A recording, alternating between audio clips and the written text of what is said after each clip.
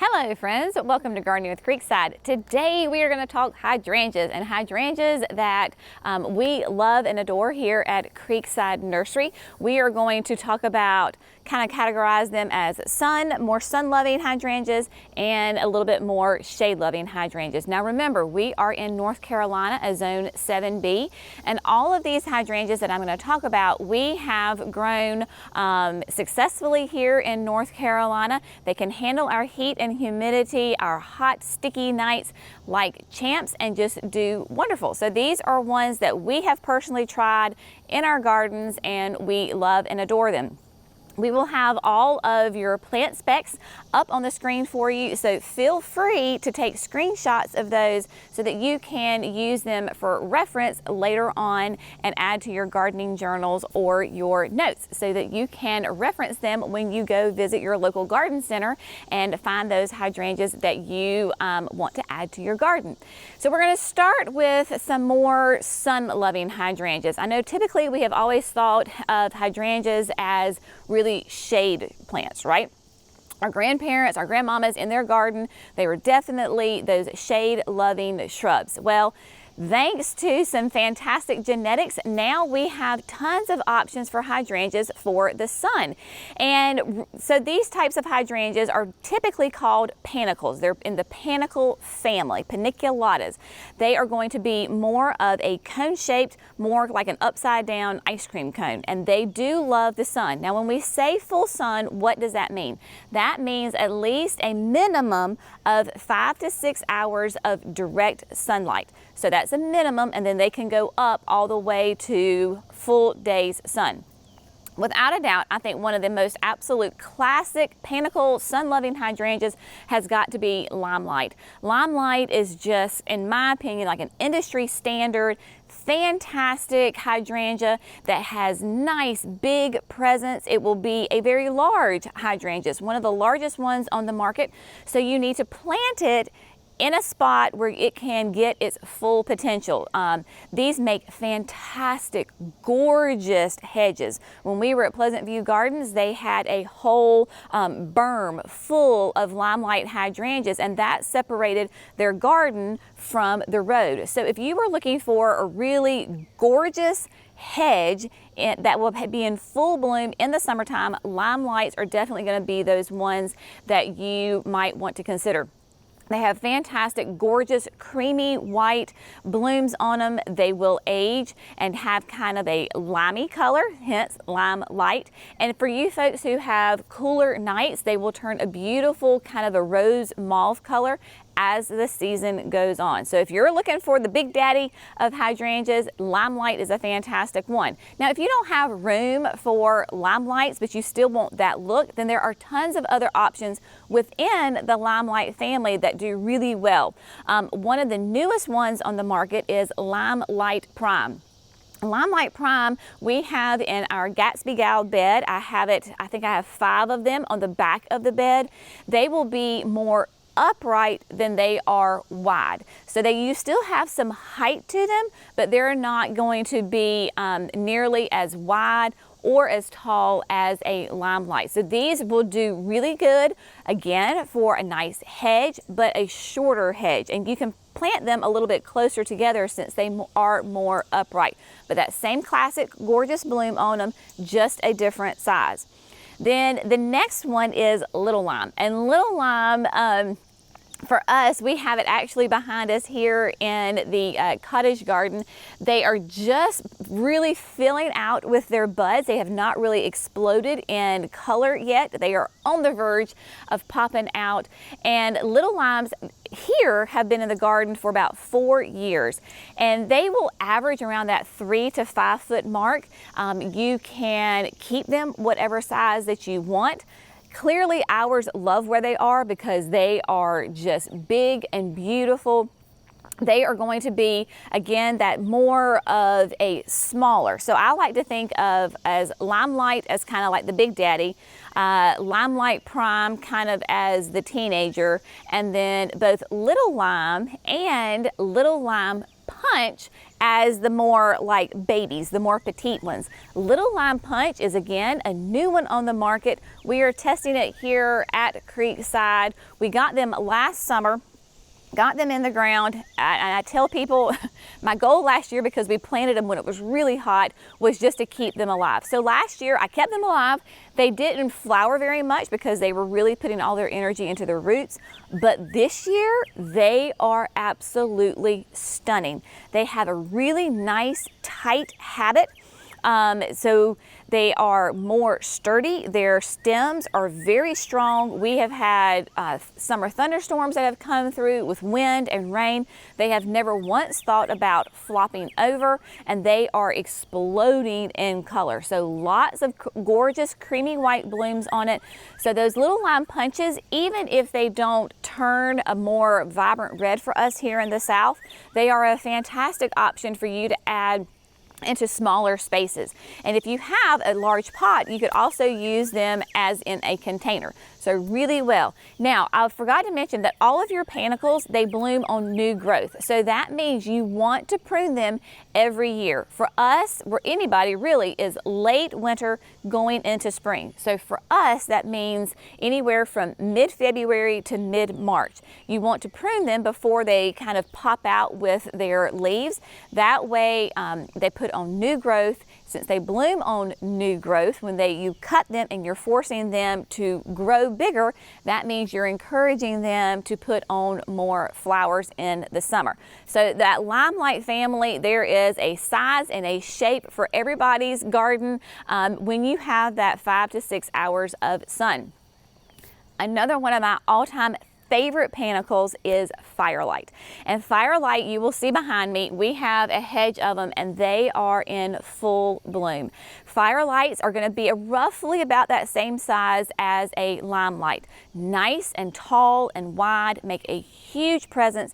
That's why we have them on the top of the hill. I kind of call it Hydrangea Hill because they are nice and big. They're at the top. They give us a beautiful screen and you can see these blooms from far away. Now the difference between like a Firelight and a Limelight is, for us, for me in my garden, Firelights will reliably turn that beautiful rosy pink mauve color. Even though our nights are very hot and sticky and humid, they still will change into that gorgeous color. So I like having that color option up here on this hill in behind the Little Lime. So I've got that creamy, beautiful white, and they've already started to put on a little bit of the pink on the edge of the flowers. And then as the season progresses, they will turn that gorgeous pink. So if you're looking for one that will reliably turn pink here in the South, Firelight is a fantastic option and one that I would totally recommend for you to add to your garden. Now, recently they added in Firelight Tidbit. Firelight Tidbit is, as soon as you see it, you're gonna love it. I'm just gonna tell you, it is an absolutely stunning hydrangea. It is nice and petite. So where we have Firelight, the big daddy, Firelight Tidbit is nice and little and works beautifully in small spaces. I will tell you, it is a fantastic hydrangea and people love it. Therefore, right now, it is kind of hard to find. So if you see a Firelight Tidbit at your local garden center and you're kind of like on the fence of, I don't know, should I get it, should I not get it because the next time you go back, it could be gone. They sell like hotcakes here at the nursery, and nice, petite, really full of blooms, nice and sturdy, and again, they will turn that beautiful pink. But it's fantastic for people that need a hydrangea in a little small space. You could totally use it as a border, the front of your bed, and then plant taller things behind it. Again, need that 5 to 6 hours of sunlight to get your gorgeous blooms on them. Another one that's new to the market that we really have fallen in love with is Quickfire Fab. So there is a whole Quickfire family. You have Quickfire, which is the big one, very similar to that Limelight and that Firelight. Then you have Little Quickfire, which is comparable to a Little Lime. And then the new one is the Quickfire Fab. Quickfire Fab is going to be the earliest blooming panicle hydrangea on the market. Very nice, tight, upright habit on it. It is, again, more tall than it is wide, similar to a Limelight Prime, but it is that early bloomer.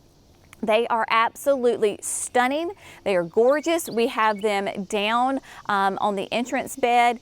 We planted them in a nice row because it will form over the next coming years as they mature. In the next 3 years, really, they're going to fill in and make this gorgeous hedge of beautiful color, nice creamy white. Again, turns to that kind of that pinky red color.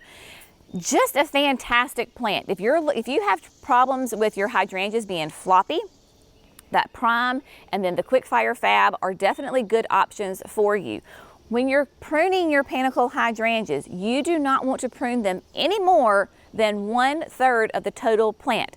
So if you have very floppy, weak stems, maybe you're pruning it too severely. These stems need to have some age on them so they get nice, strong structure, because their blooms are so huge. When you have a rainstorm and those blooms are just saturated in water, they become heavy. So you've got to have strong, sturdy stems to hold up those blooms. So when you prune them in late winter, early spring, do not prune your panicles any more than 1/3 of the total plant size. So you look at your plant, you go, okay, so if this is half the size of the plant, 1/3's a little bit more, I'm gonna prune to that size, and then that is it. Another one of my all-time favorite sun-loving hydrangeas, without a doubt, is Incrediball. Incrediball is that classic, beautiful mop head of a bloom. So that just means it's that nice, round, classic hydrangea bloom that we always think about when we think about hydrangeas, but it is sun-loving. When we have those mop heads, a lot of times those tend to be more shade-loving. Incrediball can absolutely handle the full sun. We have a beautiful hedge of them behind our seating wall at the patio, and it gets sun up to sundown. So an absolute full day's worth of sun, and it gets really hot there, and they are doing great. They are on irrigation, so that certainly does help. But Incrediballs are an improved version of an Annabelle. Annabelles are a classic hydrangea. Beautiful, big, huge, creamy white blooms. Incrediball has those as well. But Annabelles typically will have very weak stems. And so when you do get those summer thunderstorms and rain, then the Annabelles can just lay down. They just are very weak stems and will lay down. Incrediball has nice, strong stems. So even though you get the wind and the rain, and then you have those massive, huge blooms on them, they stand up nice and tall and straight. And they too bloom on new growth. So you're going to want to prune them late winter, early spring, by no more than 1/3. That the pruning is really important on your hydrangeas when you have them in those nice, big, huge blooms, so that you can have nice, strong, sturdy stems. But Incrediballs are just, when you put them together in a grouping, they make a huge statement. We were inspired for our hedge from just an iconic picture in the hydrangea world of a beautiful Incrediball hedge at Spring Meadow Nursery. This was at the owner's house, and he planted just this beautiful curved arch of the Incrediballs, planted them about 4 to 5 feet apart from each other. So when they are mature, they look like one massive continuous row of the exact same hydrangea. When you can plant your plants in groups of multiples, it makes a huge impact, especially from a distance. Can you use it as a specimen piece? Absolutely, of course. So if you have one area, a flower bed that you want a beautiful centerpiece, put that Incrediball in there and it will make a statement. If you have a big open area and you want to make a big impact from a distance, plant them in multiples as a hedge or as a row, and they will make this absolutely gorgeous, stunning impact even from a distance. And then another fantastic, our last one that is our sun-loving hydrangea that we want to talk about today is Bobo. Bobo, of course, has that cute, fun name for a cute, fun hydrangea. It is only going to be about 3 feet tall. So it's about 3 feet tall, but 3 to 4 feet wide. So it's going to be a little bit more contained in size, perfect for your smaller gardens. Still a sun-loving, still that 5 to 6 hours. It is a panicle hydrangea, beautiful cone shapes, really creamy white. And it is, all of these hydrangeas that I've talked about so far are what we call color specific. So they are guaranteed to be in that creamy white color. Your soil pH is not going to affect these hydrangeas. Same thing for Bobo. Beautiful creamy white blooms on it, nice short size, Fantastic for smaller spaces and even containers. So if you have a large container, you want a hydrangea on your deck or your patio or wherever you may have a pot, then Bobo would be a great option to put in that container and bring you gorgeous color throughout the growing season. So those are all of our sun-loving hydrangeas. Now we're going to kind of focus on our hydrangeas that prefer a little bit more shade.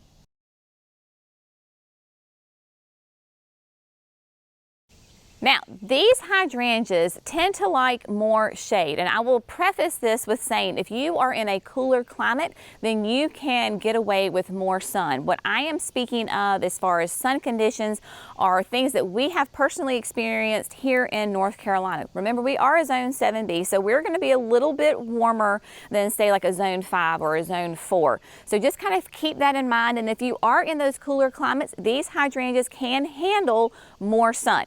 So I will just say that. Remember, you are a student of your own garden, so you kind of have to figure out exactly the perfect placement for these hydrangeas. I am speaking from our personal experience. One of my favorite ones is the Invincible series. Invincible is just a beautiful, it is a part of the arborescens family.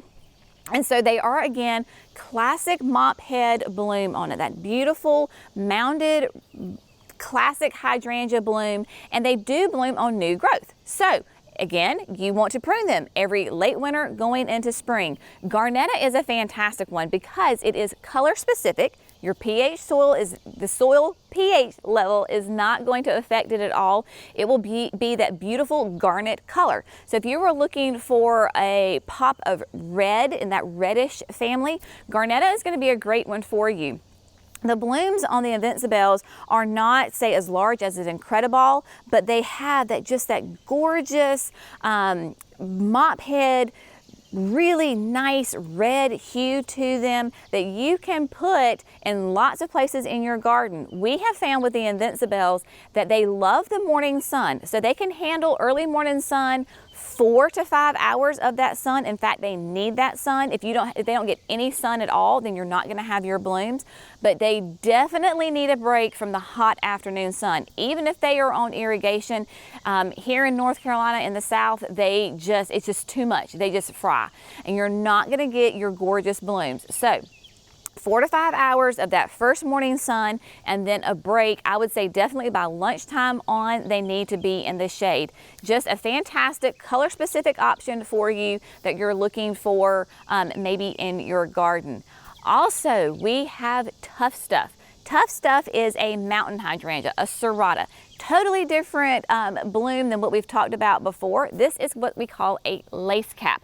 And lace caps I love. They just bring a whole different kind of dimension to your garden. So if you've got your panicles in your sun, you've got your mop heads maybe in your sun and a little bit of shade, those lace caps will bring just a whole different dimension to your garden. And these are definitely going to be ones that you really don't want to prune. You want to leave them alone. You only want to prune them if absolutely necessary because they bloom on old growth. So if you prune your hydrangeas, these mountain serrata hydrangeas, the Tough Stuff hydrangeas in fall or late winter when you do your panicles, then you've just cut off all your blooms for this coming year. If you have to prune these, this would be immediately after they bloom. So let them flush out, enjoy the blooms, and then give them a gentle shape. But if you can plant them where you give them the room that they need to grow, you should never have to prune them and they will be really happy. My mama has a row of Tough Stuff along her driveway. She struggled for years trying to find that right hydrangea that would work there because she is not on irrigation. She lives under tons of pine trees, but this one area, because it's near her driveway, does get some filtered sun, total shade, and then hot direct sun. So she's got like all the conditions that you can think of, and Tough Stuff has absolutely flourished in this area. They are absolutely gorgeous. They are going to be, your color is going to be depending on your soil pH. If you're like us and you tend to be more acidic, then they are going to be in that blue purple family. If you're on the other end of the spectrum, then you're going to have pink blooms. So Tough Stuff is a great option for you dry shade folks who just need a little bit of color. fantastic option. And then we have the Let's Dance series. The Let's Dance series are just really fun. They come in an assortment of shapes and sizes. They're going to be that classic mop head hydrangea with that bloom on it, and they are all going to be pH dependent. So depending on your soil pH will depend on your color of your blooms. One of my all-time favorites is Let's Dance Blue Jangles. It is just a massive producer of blooms. The first year I had it in the garden, I was just absolutely amazed with how even as the blooms were coming out, they continually changed color. So they would start out just as gorgeous blue, and then as they matured, they would change different shades of blue, even into dark purple. Because we are so acidic, that was my color experience. If you're on the other end, again, you will have those pink blooms. But they are fantastic for that morning sun and afternoon shade. Cooler climates, you can probably do all day sun, but here we definitely need that 4 or 5 hours of direct sun in the morning and then shade in the afternoon. Another one of our absolute favorite Let's Dance hydrangeas is Reba. Reba is a fantastic performer here in our southern climate. A lot of times we will have problems with hydrangeas that get more sun towards the end of the season. Their leaves look tattered, right? They look a little burnt. They just look tired. In August, we're all a little tired from the heat and the humidity, and our hydrangeas will often reflect that as well. Reba for us performed like an absolute champ. Even in lots of sun, their foliage was absolutely gorgeous. So if their foliage is pretty, you can only imagine what their blooms are like. Nice classic mop head. They are going to be pH dependent, so they can be that pink, that blue, that purple, a whole range of colors. And this is going to be one of the absolute best reblooming hydrangeas, extremely reliable on its blooms. It does best if you avoid the pruning altogether. And when it's only 2 to 3 feet tall, there shouldn't be a reason that you need to prune it. So it's best to be left alone. Don't prune it because it blooms both on new wood and old wood. Again, that means it's very reliable. So a lot of times we will have a warm spell, plants start to wake up, hydrangeas start to flush out. They're very happy. They're like, yay, spring's here. And then it never fails. We will have at least one night, if not a couple of nights, where we get below freezing. And if you don't protect your hydrangea, then those new foliage will get burnt, and your new flower buds will get burnt, and therefore you lose your blooms for the season. But because this blooms on both new and old wood, that means you're going to get flowers no matter what throughout the season. Absolutely gorgeous plant, fantastic for, again, containers. You can put it on the edge of your bed because it is nice and short. Beautiful, fantastic hydrangea. Reba is very fun and is a fantastic hydrangea to add to your garden. And then the last one we have in the Let's Dance series is the Can Do. Now, Can Do, again, nice and petite. That Let's Dance series tends to be those little smaller hydrangeas, but it is going to be a lace cap. Again, extremely reliable, probably one of the most prolific lace cap hydrangeas out there because, again, new wood, old wood, so it's best not to prune it, but it will bloom not only on the top of the stems, but along the length of your stem, your stalk. Gorgeous, beautiful colors, pH dependent, so depending on your soil will determine your color, but it is, again, just that fantastic, hardy, reblooming lace cap hydrangea that will be great in containers, edge of your border, because they are nice and small. Can handle that sun, but you will need to morning sun, about 4 to 5 hours of morning sun. For us, we have found it does better if it gets the afternoon shade. That afternoon sun here can just be really intense. And so you've got to be aware of your growing conditions. So when you're picking out your hydrangea, if you can go about it 2 ways. One, if you know an area in your garden and you're like, I want a hydrangea here. then we really encourage you to do what we call sun mapping. And sun mapping is where you're simply out there in your garden and you're watching how much sun you actually get during the day, because what you think you get and what you actually get could be very, very different. We encourage people to pick a day that you're going to be home, a day that you're going to be home all day doing whatever. Set an alarm on your phone to go off every hour. And at every hour, starting say at like 7 a.m., go out there and take a picture of that area. Then at 8, 9, 10, 11, 12, all the way through the end of the day, take it in that same spot, a picture of that flower bed. Then at the end of the day, you can go through your pictures and go, okay, I got a total of X number of hours of sun. Based on that, then you can pick your hydrangea according to the sun. Sun requirements for hydrangeas is a really big deal, because you could have the best hydrangea in the entire world and you plant it in the wrong spot and it is not going to do well. So placement for your hydrangeas is key. Again, I would say make sure your size. Don't try to stick a Limelight in a very small, tight space. In a couple of years, you're going to hate that plant because it's going to overgrow the area and you're just going to have to be constantly fighting the plant. So kind of determine in your head what is the maximum size that I want in this space. Then based off of that, then you pick your choices. Those are some of the biggest keys, is your sun requirement and your mature size. Don't look at the plant as it is in a container and think, well, it looks small here. In 3 years, it's going to be about its mature size. So think mature size. If you're a visual person like me, grab a family member, go out there with a tape measure and go, okay, this is 3 feet. This is 6 feet. This is 8 feet. What does that look like, and is that a good fit for this space? I hope you have found this video helpful, informative. You have found maybe a hydrangea that will work in your garden. So get out there, visit your local garden center, see what they have, talk with them. They are the experts in your area, and they will be able to help you determine the exact perfect hydrangea for your garden. As always, thanks so much for gardening with Creekside. Y'all have a great day, and we'll see you in the next video. Bye, friends.